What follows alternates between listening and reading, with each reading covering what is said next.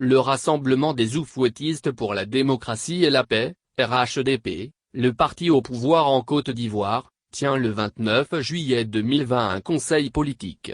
Et ce, dans un contexte où le président de la République, Alassane Ouattara, est appelé par les militants à revoir sa décision et à briguer un autre mandat présidentiel. Pour Goussane Aounou, leader de la société civile, la nécessité fait loi.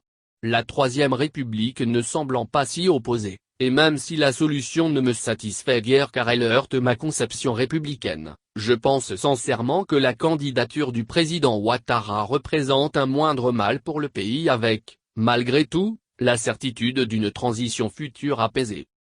Haine de bon. Haine de bon. La Côte d'Ivoire a vécu un mercredi noir, le 8 juillet 2020, marqué par le décès du Premier ministre et SEM Amadou Gon Coulibaly. Comment avez-vous accueilli cette nouvelle? Mon Dieu! Ce mercredi 8 juillet 2020, le ciel nous est tombé sur la tête. J'ai cru que ma respiration allait s'arrêter. J'ai toujours du mal à me faire une raison. Bien que j'ai fait le déplacement jusqu'à Korogo pour l'accompagner jusqu'à sa dernière demeure, j'ai toujours du mal à réaliser et à conjuguer nos rapports au passé. Je profite de cette tribune qui m'est offerte pour présenter à la famille mes très sincères condoléances et au président Alassane Ouattara, toute ma compassion pour la perte de son jeune frère, ce fils de la Côte d'Ivoire. La marque des grands hommes d'État c'est qu'au-delà de la mort, leurs actions se confondent avec l'histoire du pays qu'ils ont gouverné. Comme pour Félix Houphouët-Boigny, il en sera ainsi d'Amadou Gon Coulibaly. J'en suis certaine, car ce grand homme a su transcender les courants partisans qui écartèlent la Côte d'Ivoire. Aujourd'hui, toute la Côte d'Ivoire pleure Amadou Gon Coulibaly, et, à l'unanimité, tous reconnaissent ses talents et les valeurs qu'il incarnait, loyal, travailleur, discipliné, ordonné, rigoureux, intelligent, compétent, profondément humain, homme de dialogue et de consensus. Il était à la recherche permanente de l'excellence pour la Côte d'Ivoire. On apprécie le vrai bonheur lorsqu'on l'a perdu disait Félix Houphouët-Boigny. La Côte d'Ivoire dans son ensemble pleure le Premier ministre Amadou Gon Coulibaly, parce qu'elle a perdu un grand homme qui incarnait la Côte d'Ivoire dans ce qu'elle a de meilleur. Vous le savez, je suis profondément attaché à l'esprit de nation, à la République et aux institutions de la République, mais par-delà sa fonction de chef du gouvernement, je pleure aussi le parrain de l'association Idées de paix que je préside. La primature par la volonté du Premier ministre Amadou Gon Coulibaly, a accompagné notre association Idées de paix dans nos activités et nos actions humanitaires. Le 20 décembre 2019, le Premier ministre Amadou Gon Coulibaly a été le parrain l'arbre de Noël que nous avons organisé dans la région du Guemon, où plus de 4500 enfants issus de familles défavorisées et en situation de grande précarité ont bénéficié d'un repas de Noël et de cadeaux de Noël, grâce, notamment, à la grande générosité d'Aggue. Une semaine avant son décès, Idées de paix effectuait une tournée de distribution de vivres dans 10 villages du département de Duékoué au nom du Premier ministre Amadou Gon Coulibaly qui avait ainsi souhaité apporter son soutien à la tournée de sensibilisation sur la Covid-19 que nous avions menée quelques semaines auparavant. Le lundi 6 juillet 2020 notre équipe avait terminé sa tournée de distribution et le mercredi 8 juillet 2020. Alors que je m'apprêtais à en faire un compte-rendu en live sur la page Facebook de l'association, j'apprenais la terrible nouvelle du décès du Premier ministre Amadou Gon Coulibaly. Cette tournée était une tournée d'adieu et j'étais effondré. Il lui restait tant à accomplir, mais que vaut la volonté des hommes devant celle de Dieu?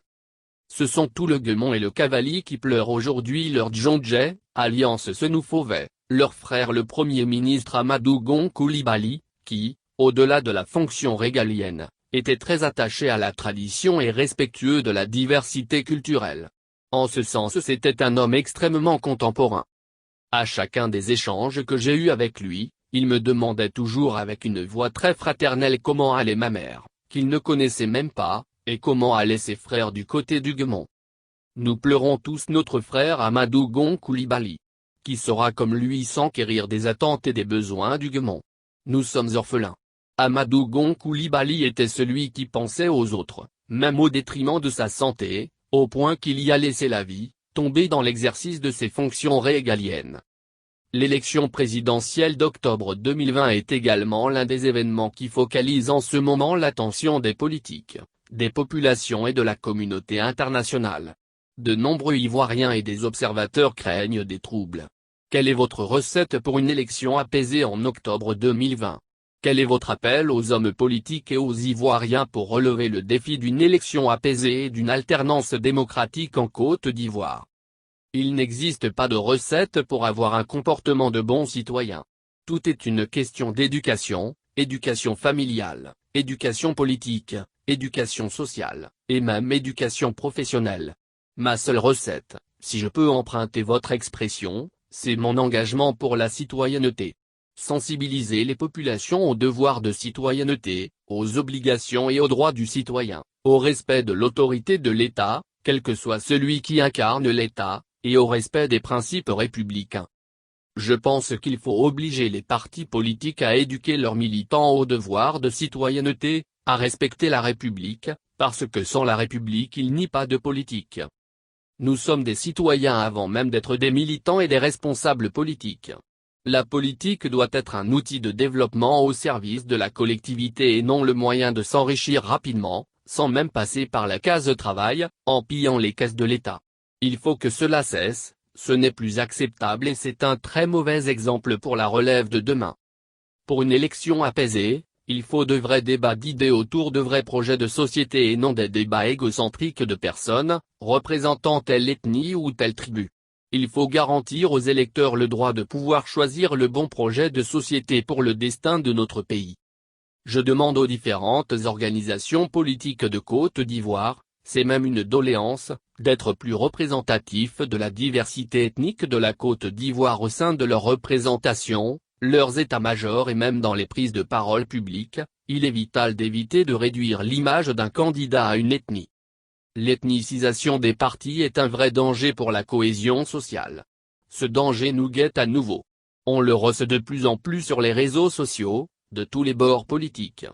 C'est très grave et nous risquons une nouvelle explosion de violence alimentée par des ressentiments ethniques exacerbés et les ambitions irraisonnées d'individus à la vision courte, limitée à leur petite personne. C'est pourquoi j'invite chacun au sens de la raison, de la responsabilité et du devoir de l'intérêt commun. Nous devons être animés par la raison et non par la haine. Quelles sont les actions entreprises par l'association Idées de paix aussi bien auprès des politiques que des populations pour des élections apaisées et sans violence en octobre 2020? Comme j'ai déjà eu l'occasion de vous le préciser précédemment, notre association Idées de paix est une association à but non lucratif, qui fait de la sensibilisation citoyenne une arme pour désarmer les cœurs et appeler les populations au devoir de vivre ensemble, obligation vitale, à construire ensemble notre avenir commun pour une paix durable pour nos enfants. Au travers de nos actions sur le terrain, nous créons du lien avec ces populations souvent vulnérables et fragiles. Par ce lien humanitaire nous transmettons les valeurs de la République et nous sensibilisons les jeunes à respecter l'autorité de l'État. C'est par le respect de l'autorité de l'État que l'État nous accompagne. Du 1 au 6 juillet 2020, notre association a mené une tournée de sensibilisation dans 10 villages du département de Duquet. Ces 10 villages qui sont, Petit Ducou, Guitrozon, Niambli, Baébé, Toazéo, Blody, Irozon, Gozon, Guinglo-Soro, Timesson. Ces villages n'ont pas été choisis au hasard. Elles ont toutes un poids considérable dans les différentes crises sociales, politiques et militaires qui ont endeuillé notre pays. C'est pourquoi il faut être constamment présent auprès de ces populations, leur tendre la main, les écouter, dialoguer avec eux et les épauler. C'est ça que le Premier ministre Amadou Gon Coulibaly a eu l'intelligence de comprendre. La paix passe par des actions concrètes, par la reconnaissance de tous. Les associations de terrain sont un relais viable et crédible auprès de ces populations qui n'ont plus confiance dans la parole publique. Il faut que les autorités publiques fassent confiance aux associations de terrain, et qu'ils comprennent que nous sommes un réel atout pour la paix et la cohésion sociale. J'insiste bien sur le terme association humanitaire qui n'a rien à voir avec un mouvement de soutien politique. Il ne faut pas faire d'amalgame. Gouza Naounou, a-t-elle une chapelle politique? Gouza Naounou est une citoyenne profondément attachée à la République et à ses institutions. Vous remarquerez que dans toutes mes interventions écrites et ou filmées, mon engagement pour la République et ses institutions est un leitmotiv. Je ne suis pas une militante passionnée ni dogmatique. Je n'aime pas le dogme. Je suis quelqu'un de pragmatique, j'aime le vrai, j'aime le concret. Je suis pour la politique de développement, c'est pourquoi je reconnais à sa vraie valeur le travail accompli par le président Alassane Ouattara et le gouvernement Amadou Gon Coulibaly. Qui aurait cru que le président Alassane Ouattara serait le meilleur de sa génération? Il a fait en 10 ans autant qu'Houphouët-Boigny. Alors je dis bravo monsieur le président. Il faut être capable de reconnaître que le président Alassane Ouattara est le meilleur président de la République de Côte d'Ivoire de ces 27 dernières années, son bilan est indéniable. Le président Alassane Ouattara est souverain dans sa décision future. Pour ma part, je pense que la conjoncture actuelle ne permet pas à la Côte d'Ivoire de choisir l'aventure. Le pays n'est pas encore remis de la parenthèse G/Obédié/Babo d'où elle est ressortie exsangue. La Côte d'Ivoire est à l'aube d'une nouvelle ère et il est nécessaire qu'elle advienne, sauf à replonger dans une décennie d'obscurité. Nécessité fait loi.